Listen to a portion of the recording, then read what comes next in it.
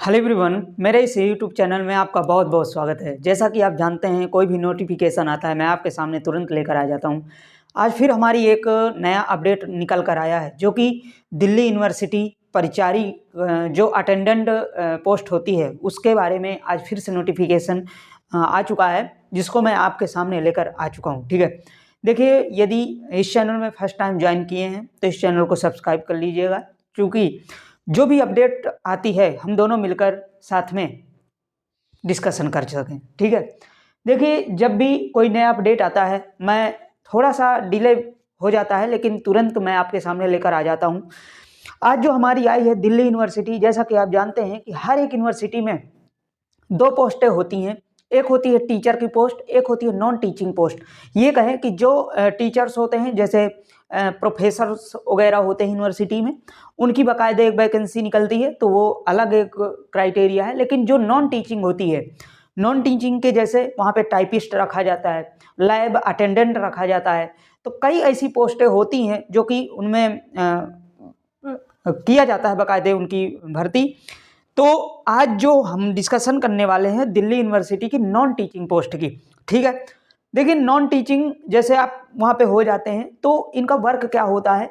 तो एक मैं बात बताऊं कि जैसे आप ऑफिस की फाइल तैयार करेंगे, प्लस वहाँ की देख रेख, बाकायदे क्या प्रक्रिया चल रही है, पूरी रिपोर्ट देना, यही सब होता है। लेकिन प्रोफेसर का काम होता है सिर्फ और सिर्फ पढ़ाना, सिर्फ वहाँ लेक्चर देंगे और चले जाएंगे। लेकिन वहाँ जो अदर एक्टिविटी होंगी वो सब अटेंडेंट जो वहाँ पे ये नॉन टीचिंग वाले पोस्ट के होते हैं लोग, वही सब करते हैं। चलिए बात करते हैं कि इसमें अप्लाई डेट कब से है और कब इसकी लास्ट डेट है और कैसे इसका सिलेक्शन प्रोसेस है, कहाँ से अप्लाई करेंगे। ठीक है, अप्लाई करने के लिए बहुत से लोग नहीं समझ पाते हैं कि अप्लाई कहाँ से करना है। मेरे में तो ऐसे कमेंट आने लगे हैं कि आप तो इसमें कंपटीशन भी बहुत ज़्यादा बढ़ा रहे हो, क्यों ऐसे बता रहे हो। ठीक है, तो देखिए, अगर मैं आपको तक सूचना कोई नहीं पहुंचाऊंगा तो आपको मालूम कैसे चलेगा कि कोई पोस्ट आई, कैसे आई, कब चली गई, ये सब कैसे आपको मालूम चलेगा? बोलिए, आप ही अपने से कमेंट में बताइएगा। तो देखिए, ये सब कहने की बातें, कंपटीशन बढ़ रहा है। आप ओरिजिनल में अगर तैयारी कर रहे हैं, वास्तविक में अगर आप तैयारी कर रहे हैं, तो देखिए, वो 1 सीट हो या 10 सीटें हो, तो वास्तव में आपका होना ही होना है। ठीक है, आप अच्छे नंबर लाइए, कोई दिक्कत नहीं आपका होगा। ठीक है, चलिए बात करते हैं इस बारे में। देखिए, Delhi university non teaching post की ये वैकेंसी है, जो कि मैं आपको बता दूं कि अप्लाई डेट 26/1/2024 से इसकी अप्लाई डेट, वो सॉरी, लास्ट डेट इसकी 26/1/2024 रखी गई। लेकिन अप्लाई डेट जो कि अब शुरू हो चुकी है, मैं जैसे भी लाता हूँ, थोड़ा सा मैं डिले हूँ इसमें, लेकिन अप्लाई डेट 26 है, अभी काफ़ी दिन है, 26 तारीख तक आप अप्लाई कर पाएंगे इसमें। ठीक है, एज लिमिट की बात करें तो 18 से जो 30 कैंडिडेट होंगे, जिसकी एज लिमिट 18 साल से 30 के बीच में है, वो इसको अप्लाई कर पाएंगे। और साथ में जो एलिजिबिलिटी की बात करें तो देखिए, 10th और 12th आपको पास होना चाहिए। जिस भी कैंडिडेट का 10th है और 12th है, वो इस फॉर्म को अप्लाई कर पाएंगे। ठीक है, ऑल इंडिया के लिए फीमेल और मेल के लिए ये वैकेंसी है। ठीक है, और साथ में मैं अब बात बताऊं कि जो मेल और फीमेल हैं, इनके लिए फीस अलग अलग रखी गई है। सॉरी, SC ST और अदर्स के लिए फीस की बात करें तो मैं आपको फीस की बात बता दूं कि जो जनरल OBC EWS हैं, उनके लिए 1000 है, और जो SC और ST हैं, SC ST वालों के लिए 500 रुपये इसमें फीस रखी गई है। तो देखिए, इसमें फीस थोड़ा सा ज़्यादा है, लेकिन यदि आप फॉर्म नहीं फिलअप करेंगे तो आपका सिलेक्शन ही कैसे होगा, बोलो? तो खुद अपने आप ये सोचा करिए कि थोड़ा सा फीस ज़्यादा है, ये तो सही बात है, लेकिन इसमें फिलअप आप जरूर करेंगे, क्योंकि बहुत अच्छी वैकेंसी है। सिर्फ एक ही पेपर में आपका सिलेक्शन होने वाला है। ठीक है, पोस्ट की डिटेल्स की बात करें, इसमें कौन कौन सी इसमें पोस्ट है, तो देखिए, इसमें लैब अटेंडेंट है। लैब अटेंडेंट का मतलब होता है जो प्रयोगशाला में परिचारी होता है। देखिए, ये ग्रुप D की वैकेंसी नहीं है, ग्रुप C की वैकेंसी है। मैं पहले भी लिखा हूँ ग्रुप C की, लेकिन अदर पोस्टों में, जैसे आप रेलवे वगैरह में परिचारी देखते हैं, तो उसमें ग्रुप D की होती है, लेकिन इसमें ग्रुप C के तहत आपको सैलरी मिलने वाली है, बहुत अच्छी बाकायदे सैलरी होती है। ठीक है, फर्स्ट है लैब अटेंडेंट, दूसरी पोस्ट है जो जूनियर असिस्टेंट की। तो देखिए जूनियर असिस्टेंट जिसको आप एक कहें कि 12th पास ये जाते हैं। तो देखिए जो मैं आपको बता दूं, जो लैब अटेंडेंट होंगे ये नॉर्मल 10th पास आपको चलेगा। जूनियर अटेंडेंट की दूसरी पोस्ट है जो कि 12th पास है। और एक लाइब्रेरी अटेंडेंट है। लाइब्रेरी अटेंडेंट का मतलब प्रयोगशाला परिचारी। देखिए लैब अटेंडेंट ये जो लैब असिस्टेंट है उनके लिए अलग एक निकाली जाती है, और लाइब्रेरी अटेंडेंट जो इसमें दिया है उसके लिए भी 10th पास चाहिए। ठीक है, तो ये 4 पोस्टें हैं। ठीक है, तो बाकायदे उसमें नोटिफिकेशन भी मैं आपको बता दूंगा कहाँ से आप रीड डाउन करेंगे और कहाँ से अप्लाई करेंगे, पूरा उसमें प्रोसेस लिखा हुआ। तो 3 पोस्टों में है, बाकायदे 10th और 12th के कैंडिडेट इसमें अप्लाई कर पाएंगे। साथ में आपको 10th और 18 से 30 साल के बीच आपकी एज होना चाहिए। अब बात करते हैं सिलेक्शन प्रोसेस की। सबसे मेन महत्वपूर्ण बात यही हो जाती है कि आपका सिलेक्शन कैसे होगा और सिलेक्शन में क्या क्या आने वाला है, किस प्रकार से इसको तैयारी करना है। तो देखो मैं आपको बताऊं कि सिलेक्शन आपको चार चरणों में कंप्लीट होगा। सबसे पहले आपका रिटेन एग्जाम होगा, जो कि सभी में जानते हैं कि कोई भी वैकेंसी होती है गवर्नमेंट जॉब तो रिटेन एग्जाम होता ही है, और ये सेंट्रल गवर्नमेंट की जॉब है तो जाहिर सी बात है कि रिटेन एग्जाम पहले होगा। इसके बाद स्किल टेस्ट होता है। सिर्फ स्किल टेस्ट एक भी रखा गया है, जो कि जूनियर असिस्टेंट में इसमें स्किल टेस्ट रखा है। ठीक है, इसके बाद डॉक्यूमेंट वेरिफिकेशन होगा, इसके बाद मेडिकल होगा। मेडिकल देखिए कोई ज़्यादा इसमें आर्मी जैसे मेडिकल नहीं होता, नॉर्मल मेडिकल होता है, जो कि आप कहीं से गवर्नमेंटेड हॉस्पिटल से, जैसे मान लीजिए अभी गवर्नमेंटेड हर एक डिस्ट्रिक्ट में बने हुए हैं, वहाँ जाएंगे तो एक पर्चा कटता है लगभग 50 रुपये ऐसे कुछ है। देखिए हम जब जाते हैं तो 1 रुपये कटता है, जैसे कोई करवाने जाते हैं ट्रीटमेंट कोई ऐसे ही। लेकिन वहाँ पे जब स्पेशल आप जाते हैं कि हमको पूरी रिपोर्ट चाहिए, तो देखिए उस वक्त थोड़ा सा चार्ज शायद ज़्यादा होता है, तो आप गवर्नमेंटेड हॉस्पिटल से इसको चेक करवाएंगे और वही रिपोर्ट लेकर जाएंगे। या तो ये बता दिया जाता है कि आप किसी गवर्नमेंटेड हॉस्पिटल से सर्टिफिकेट लाइए पूरे अपने मेडिकल का, या तो वहीं पे उनको स्वयं उनके द्वारा ही व्यवस्था करवाई जाती है चेक करने के लिए। तो ये तो बात है जब आपको सिलेक्शन हो जाता है लास्ट की।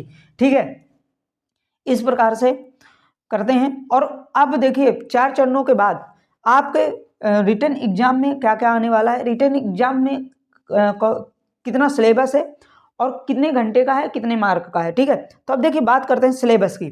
ठीक है, तो लाइब्रेरी अटेंडेंट जो प्रयोगशाला परिचारी होंगे उनके लिए ये सिलेबस लिखा गया है, जिसमें 150 क्वेश्चन होंगे, 300 मार्क का होगा और 3 घंटे का आपका समय रहेगा। ठीक है, अच्छा खासा समय, 3 घंटे कम नहीं होता, बहुत होता है। जिसमें आपके कुछ सब्जेक्ट लिखे हुए हैं, जिसमें general science 60 question, general awareness 20 question. ठीक है, रीजनिंग के आपके 20 क्वेश्चन, मैथ के आपके 30 क्वेश्चन, और हिंदी या इंग्लिश, ठीक है, इंग्लिश या हिंदी के आपके 20 क्वेश्चन। ये कहें कि सभी लगभग एक क्वेश्चन 2 नंबर का है, तो जनरल साइंस 120 नंबर की आएगी, और जनरल अवेयरनेस आपका 40 का, रीजनिंग आपकी 40 की, मैथ आपका 60 का, और इंग्लिश या हिंदी आपकी 40 नंबर की। इस प्रकार से ये क्वेश्चन डिस्ट्रीब्यूट है। ये आप जब रीजनिंग एग्जाम देंगे तो इतने आपके सब्जेक्ट आपको पढ़ना पड़ेगा। ठीक है, ये हो गई लैब अटेंडेंट की। लैब अटेंडेंट में कोई पेपर नहीं, एक ही पेपर होगा, इसके बाद कोई पेपर नहीं होने वाला। सिर्फ आप एक पेपर पास करिए और सिर्फ आप डॉक्यूमेंट वेरिफिकेशन, इसके बाद मेडिकल और सिलेक्शन ले लो। ठीक है, लेकिन जो जूनियर असिस्टेंट में भरेंगे उनके लिए रखा गया है पेपर फर्स्ट में अलग विषय है और कुछ स्किल टेस्ट होगा, पेपर सेकंड भी होगा। इसमें 2 पेपर्स रखें। जूनियर असिस्टेंट वालों के लिए 200 क्वेश्चन होंगे, 200 मार्क के, और 3 घंटे का समय। देखिए इसमें क्वेश्चन कम है, मार्क कम है, लेकिन समय सेम रखा गया है। जूनियर असिस्टेंट का समय भी वही है, क्वेश्चन कम है, इसमें क्वेश्चन ज़्यादा है। सॉरी क्या कहते हैं, एक ही नंबर का है। थोड़ा सा कंफ्यूज मत होइएगा। देखिए इसमें 150 क्वेश्चन है, इसमें 200 क्वेश्चन, लेकिन एक क्वेश्चन एक ही नंबर का है। लैब असिस्टेंट में जो लाइब्रेरी वाले हैं उनके लिए एक क्वेश्चन 2 नंबर का है, बस ये भी फर्क है और कुछ नहीं है। सेम समय है, 3 घंटे दोनों में है, जिसमें जनरल अवेयरनेस 50 क्वेश्चन आएंगे, रीजनिंग के 50 क्वेश्चन आएंगे, मैथ में 50 क्वेश्चन आएंगे, और हिंदी और इंग्लिश में ये ऑप्शनल होता है, या तो हिंदी लीजिए या तो इंग्लिश, वहाँ पे दोनों पेपर आएंगे। आपको वहीं पे आपको सबमिट करना होगा, आप इंग्लिश में करते हैं कि हिंदी में, एक पेपर जिसमें आपके 50 क्वेश्चन 50-50 सबके हैं, 4 विषय हैं जिसमें आप करेंगे, 3 घंटे का समय होगा। ठीक है, कंप्यूटर बेस्ड टेस्ट हो सकता है हो, अभी इसमें कहाँ नहीं गया, OMR सीट से होगा या कंप्यूटर से होगा, ये तो आपको जब भी नोटिफिकेशन आता है, या देखिए अभी तो कुछ नहीं लिखा है, हो सकता है इसमें बाद में भी दे सकता है, तो आप इसमें थोड़ा सा देख लीजिएगा। और जब भी वहाँ पे जाएंगे तो या तो कंप्यूटर में हो या तो OMR सीट में हो, पेपर तो दोनों में ही दिया जा सकता है। ठीक है, लेकिन मैं आपको बता दूं लगभग 90% होता है ये जैसे वैकेंसियों में, जैसे अभी दिल्ली यूनिवर्सिटी की पिछले साल भी आई हैं, और आपके ये क्या कहते हैं पश्चिम बंगाल में यूनिवर्सिटी है वहाँ की भी आई हैं, तो सभी के ऑनलाइन ही पेपर हुए हैं, तो इसके भी ऑनलाइन ही समझो, ये ऑनलाइन ही पेपर होगा, ऑनलाइन पेपर ये करवाते हैं। ठीक है, तो अब इसके बाद आते हैं इसमें पेपर सेकंड, जूनियर असिस्टेंट में पेपर सेकंड में क्या होगा, तो पेपर सेकंड में देखिए आपका ऐसे होता है। अब जूनियर असिस्टेंट होता किस लिए है, जैसे मान लीजिए कोई प्रोफेसर है, कोई पढ़ा रहा है, या वहाँ पे ऐसे काम बहुत से चल रहे हैं, कोई मान लीजिए आप जूनियर असिस्टेंट में हैं, पूरा असिस्टेंट का काम देख रहे हैं, तो वहाँ पे मान लीजिए किसी को एप्लीकेशन लिखना है, तो आपको दिया जाएगा कि एक एप्लीकेशन लिखिए और वहाँ भेज दीजिए, ये काम हमारा थोड़ा सा छूटा है, पूरा हो जाए, इस प्रकार के। तो आपको ऐसे का पेपर होगा second paper, plus letter typing.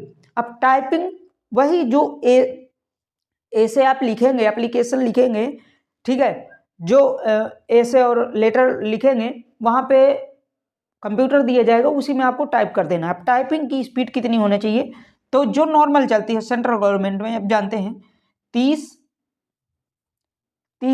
Word पर मिनट इंग्लिश की होना चाहिए, और हिंदी की 35 वर्ड पर मिनट। ठीक है, तो ये देखिए आपका हिंदी और इंग्लिश की दोनों की टाइपिंग हो जाती है कितनी, इंग्लिश की 30 वर्ड और हिंदी की 35 वर्ड, तो ये दोनों की टाइपिंग स्पीड है। और साथ में मैं आपको बताऊं कि यही आपका सिलेबस होने वाला है। ठीक है, तो इस प्रकार से आप भर पाएंगे, मैं आपको पूरा डिटेल्स बता दिया।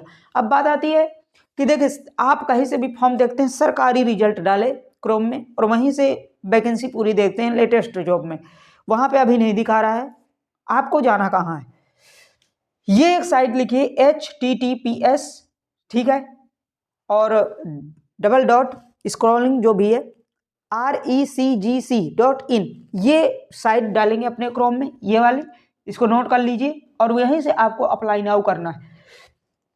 जब भी करेंगे तो वहाँ पे 2 ऑप्शन आते हैं, यदि आप पहले से रजिस्टर्ड हैं, इसमें रजिस्ट्रेशन किए हैं कभी, तो आप डायरेक्ट अपनी लॉगिन आईडी और पासवर्ड डालेंगे, सबमिट करेंगे कैप्चा वगैरह डालकर, और नहीं अगर किए हैं तो आप नया रजिस्ट्रेशन में करेंगे, न्यू रजिस्ट्रेशन, पहले आपको पूरा रजिस्ट्रेशन करना होगा, उसके बाद इसमें भर्ती प्रक्रिया आप पूरा फिलअप की प्रक्रिया आप करेंगे। ठीक है, तो देखिए आप 26 के पहले इसको भर दीजिएगा, बाकी कोई भी अगर इसमें आपको प्रॉब्लम्स कन्फ्यूजन होता है तो आप ज़रूर कर दीजिए। ये लिंक मैं अपने डिस्क्रिप्शन में भी दे दूंगा, चूँकि वहाँ से भी आप डायरेक्ट यहाँ से या तो कर लीजिए अपने क्रोम में, या तो डायरेक्ट वहीं पे आप डिस्क्रिप्शन में जाएंगे, डायरेक्ट क्लिक करिए, वहीं से आप रजिस्ट्रेशन शुरू कर दीजिए।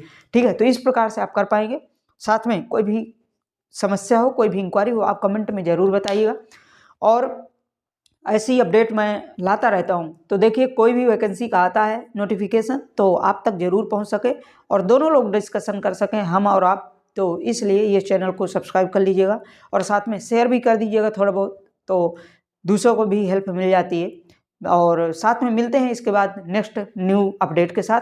इसके लिए बहुत बहुत धन्यवाद, जो कि आप मुझे, देखिए एक बात बताऊं, जो भी कमेंट्स आ जाता है इसमें कंपटीशन बढ़ा देते हैं, तो ये कंपटीशन इसमें क्या है भाई, आप पढ़ रहे हो तो पढ़िए और क्लियर कर लीजिए, उससे ज़्यादा नंबर ला के, इसमें कोई कंपटीशन नहीं बढ़ता, किसी को जानकारी मिल जाती है। ठीक है, अब वो किस प्रकार का पढ़ रहा है वो तो वही जाने, ठीक है, लेकिन आप कैसे पढ़ रहे हैं वो आप ही जानते हो। ठीक है, तो ऐसे कुछ नहीं होता है। चलिए मिलते हैं नेक्स्ट अपडेट के साथ, तब के लिए bye bye, okay, thank you so much.